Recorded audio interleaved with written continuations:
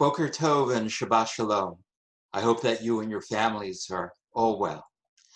I'd like to share with you an unusual problem we have in the Jewish calendar and use it as a metaphor for the situation in which the world now finds itself.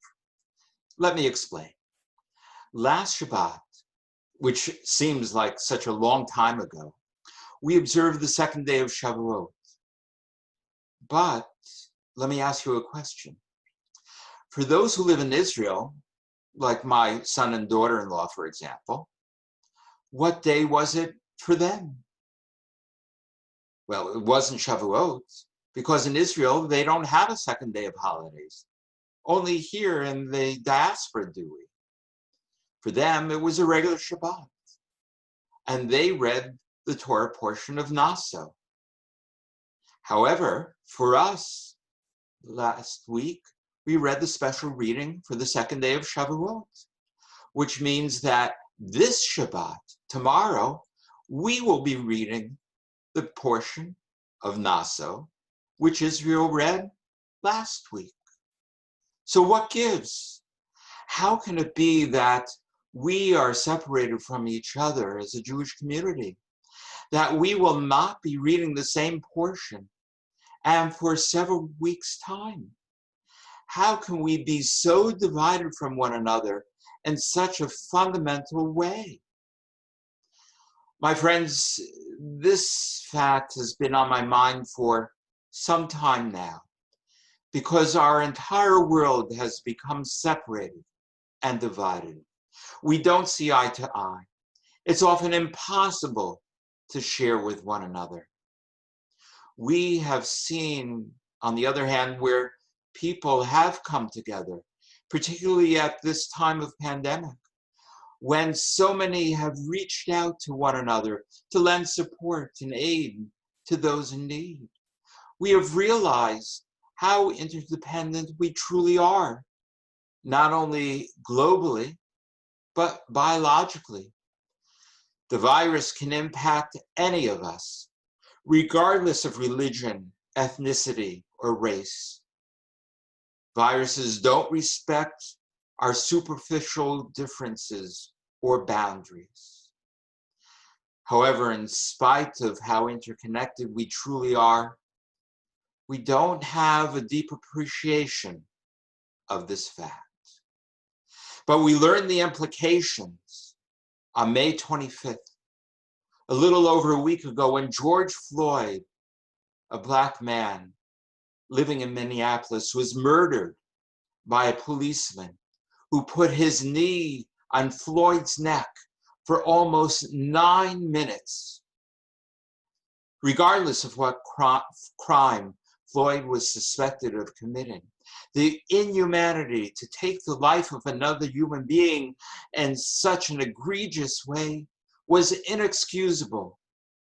And that other police were watching this happen and did not step in to say no, there is no excuse. What we have witnessed in the United States and around the world, the cries and the pain of the thousands who have gathered, marched, and protested peacefully, are reminders that Black lives and all lives do matter. But it wasn't just George Floyd. It's also others, like Ahmaud Arbery, a young Black man of 25 who was jogging when he was shot and killed this past February. It only highlights the injustices meted out to Blacks, not just this year, but year after year after year. It's the same type of injustice that takes place here as well. It's the racial and other types of disparities that exist in Canada and around the world, which our Prime Minister, Premier, and Mayor spoke out about, all on the same day this past week, and pledged to do more and to do better to root out the systemic inequalities in our society, whether it be in housing, jobs, wages, whatever it might be. What has changed now?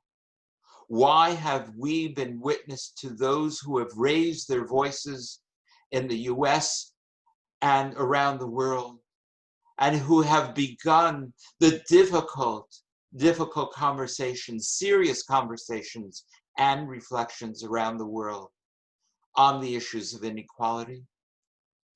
As was coined by the civil rights activist Fannie Lou Hamer in 1964, it's the phrase which gets to the core of how so many feel. Quote, I am sick and tired of being sick and tired. But what are we going to do in response? We hope that awareness will be raised in societies around the world, a realization, as we believe as Jews, that God created Adam singularly to remind us that we are all equal. We may look different, we may speak differently, we may come from different backgrounds and faiths, but that does not make any one of us better than any other. We are all human, created in the image of God. That's why we as Jews believe, but which we need to act upon to remind ourselves and others of this fact. It's not enough to say the words, we must act upon them and act upon them now. You maybe remember in the book of Genesis, in the book of Bereshit, when questioned by God as to where was Abel, Cain responded, Ashomer achi anochi? Am I my brother's keeper? The answer for us is yes. And not just for your brother or your sister, for anyone, for whoever the other might be. We are responsible one for the other.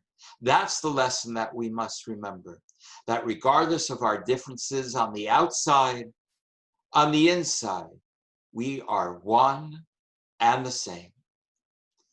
Friends, I began with the question of us being separated from each other because of the way in which our Jewish calendar plays itself out now. However, on July 4th, our calendars, our Torah reading calendars between the diaspora and Israel will come together.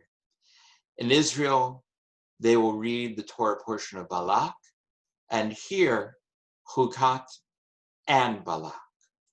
We will finally be reunited. We know that this will happen. It won't happen right away, but we know that it will. I only hope that we can do the same.